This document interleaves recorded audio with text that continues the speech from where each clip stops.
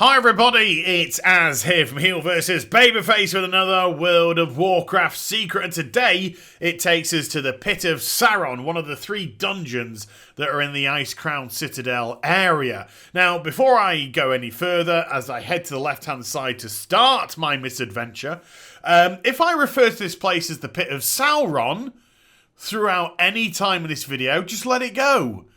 Just let it go. I called it Pit of Sauron for about 2 years during Wrath of the Lich King. Because, you know, Lord of the Rings and shit. And that's it. It's ingrained in my brain. I'm trying so hard to say it correctly. Pit of Sauron. Anyway. The reason why I wanted to do this secret is this is actually one of the most fun secrets to do. Because although I've selected this area... Hey, look, I'm already up here. Although I've selected this area to do the secret from, because of how Pit of Saron is actually put together, i.e. a quarried area with jagged rocks and stuff all over the place, there are multiple areas that you can just go from one place to the next. This just happens to be the area that I've selected because I like the platform-esque nature to this, and I very much kind of describe this area as a platform area, because you're literally utilising the Demon Hunter to go bouncing from one place to the next, or fell rushing, or gliding, or whatnot. And in the last secrets video that I did, somebody said Demon Hunters were made for this kind of thing. And they were. Blizzard can't get uppity and they can't get upset about this sort of thing. Because number one, it's all done out of love. It's not done out of malice. And number two, just the very nature of the Demon Hunter with its fell rushes and its leaping and its gliding and double jumping. It's just made for this. Now look where I am already. Just by a few simple jumps and glides and all that kind of jazz, we are... Well, I mean, technically, if we want to get pedantic about this, technically, when I did the first jump and fell rush over that area at the start, we were out of the dungeon bounds. But here we are, after a bit of bouncing and throwing ourselves across right at the top of the Pit of Sauron. So, there you go. I said it. There you go. I said it. I fell for it. The Pit of Sauron. And again, but you can choose anywhere. You can literally choose virtually anywhere in this place. Look at all the ledges that you can grab. So, this isn't, as you can see, that's only like 2 minutes 30, 2 minutes 40 of the video. And this video is 14 odd minutes long. So, what else is there in store for us? Well, one of the brilliant things about this dungeon is there is actually a lot here. There's a lot to explore and there's a lot to have fun about. Our peers, there's going to be plenty of stuff for you to get your teeth into as well. There are some really nice little places which I'm going to take you to. As regards to the actual construction of the dungeon itself, everything that you can physically see from the actual dungeon area is accessible and rather awesome. Everything behind the mountains, as you might have seen from the bottom, just flat bottom. You know, hey ladies, as opposed to what we saw in our previous video in Escaping from the Obsidian Sanctum, where there was just ugly rocks and mountains and bits taken out and put together. It was awful. It was ugly, but very interesting in itself. But here, look, this represents the Icecrown Citadel. And there seems to be a rather large portion missing from it. Because, of course, dungeons are created out of smoke and mirrors. Dungeons are created as an illusionary concept. All you need to do, or your eye or your mind needs to be tricked into thinking, is that the full obstacle is there. And because Pit of Saron is itself backed up onto the Icecrown Citadel, you obviously have to see the Icecrown Citadel. But in this instance, it's literally just the upper half, with all the bottom gone.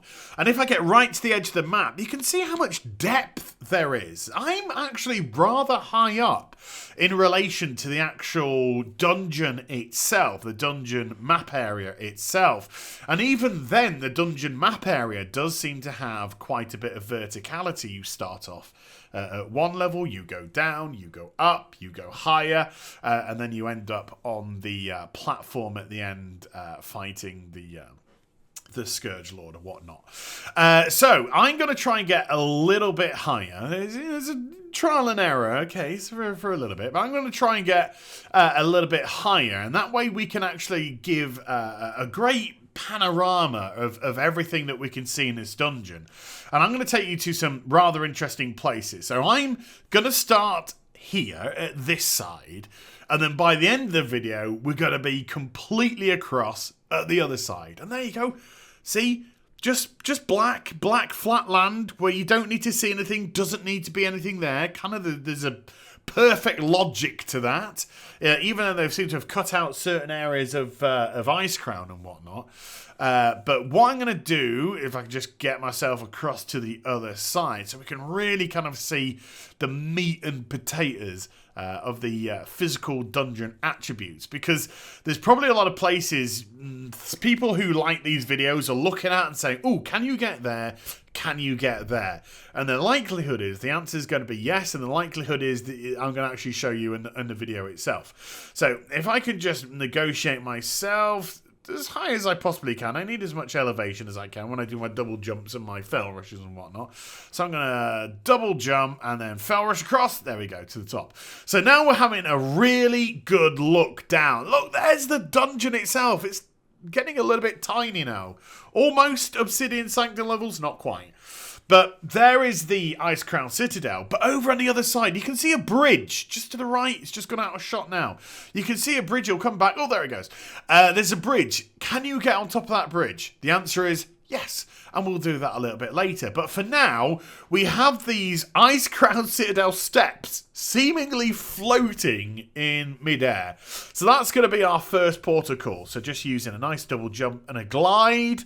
Nothing really too much. Maybe a fell rush if you want to get there a wee bit quicker. You can actually glide yourself down onto these in the middle of nowhere steps. So look at that. Attached to nothing at all. But from here, we can use that as a vantage point. We can do a double jump and a fell rush across and actually get onto the battlements of the Ice Crown Citadel itself. So there we go. So we're now physically on the main body, because technically the whole thing is Ice Crown Citadel. But we're now technically on the main body of Ice Crown Citadel. Isn't that rather sexy? Now, not too much for us to see here, but if we jump down, then look at how much is there. I mean, these are areas you can access on the outside, of course, but here, nothing's in our way. We've got this really cool and spooky crystal arpeers. There you go. The Scourge camps, which surround the area as well, but nothing for you to worry about, nothing to get in your way while you're up here. And then we have this full extent to the battlements. Going across to the right, I could have gone to the right if I wanted to, but because I'm trying to keep rather tight to the dungeon itself, if I just go forward, this is the first of the two large bridges that we saw, and we can go all the way across. We've got lit bonfires and destroyed or certainly disrepaired Scourge armory, you know, sort of almost siege-esque vehicles. They could pour hot tar down on top of you and all that lovely stuff that they used to do. Yes, they used to do that in the Middle Ages. So how'd you like those apples? But then we get to an interesting Scourge camp. Rather a lot of it as well. So again, RPers, there is kind of fill your boots areas here, and you can actually rather imagine that as a demon hunter camp. I know these videos are demon hunter centric, but this is the whole purpose. This is why demon hunters were made, to destroy things. And then we can get out on the balcony, the veranda, whatever you want to call this area for Ice Crown. That's the bridge, and we're going to get ourselves on top of there now. So yeah, there are some amazing sights and amazing elevation in this place, and if you do these kind of things and you just do them out of curiosity and you just do them out of love like I do, then you do get such a sense of wonderment about it. I'm going to leap off. Ooh, blimey, you can see the end of the world there. I'm going to leap off here and then glide to the left-hand side. There you go, that's where I just leapt off. I decided to go exploring on the right-hand side, but couldn't really figure out a way to get to the bridge from there, so I decided to swap direction. Yeah, you get a real sense of wonderment and excitement when you do these things. One thing that the World of Warcraft, I know this is a little bit critical, but whatever. I know one of the things that the World of Warcraft has kind of missed out on is its sense of exploration. I don't believe that it really exists in the game anymore. In the physical outside world I'm talking about here, there's not many nooks and crannies. Every zone seems to be so meticulously constructed. You know, they don't really have those big open areas that you can just go out and get yourself lost in, a la Elder Scrolls Online. Elder Scrolls Online is a great game for just getting yourself lost and going around trying to find stuff. I think that when Blizzard create new expansions, I think they lose a lot by having such a small area. Let's face it, since Wrath of the Lich King, and Northrend I think was a decent-ish size, but they didn't do much with Outland at all. Pandaria felt tiny. I don't know about you, but to me Pandaria felt tiny, especially when you gained access to flying at top level. And then now the Broken Shore, again, I think the Broken Shore feels rather small, and because I've stopped playing, I haven't actually accessed flying in the Broken Shore, but it didn't feel massive even on the ground. You know, some zones had clever tricks, like High Mountain with its verticality. But things like Stormheim, it didn't feel too big and such. But I imagine flying around these places now, they kind of feel very small indeed. So I personally, going forward, if I was to ever retry the World of Warcraft going into another expansion, I would love them to really use the vast open lands that we had. And I do have some very interesting ideas about what I would actually physically do with the World of Warcraft. I might share them with you in a video if you're interested. What would I do with WoW? From HeelvsBabyface. He gobshites a lot. Does he have anything of any worth to actually contribute when it comes to ideas and such? Maybe I fucking do. So going across the bridge, that was the bridge that we accessed. That was the one that you could get to. Very easy if you were just following the pattern of jumping and whatnot. And then even getting to the other side. Look at this. No need for anything here. You can't see anything. No need for anything here.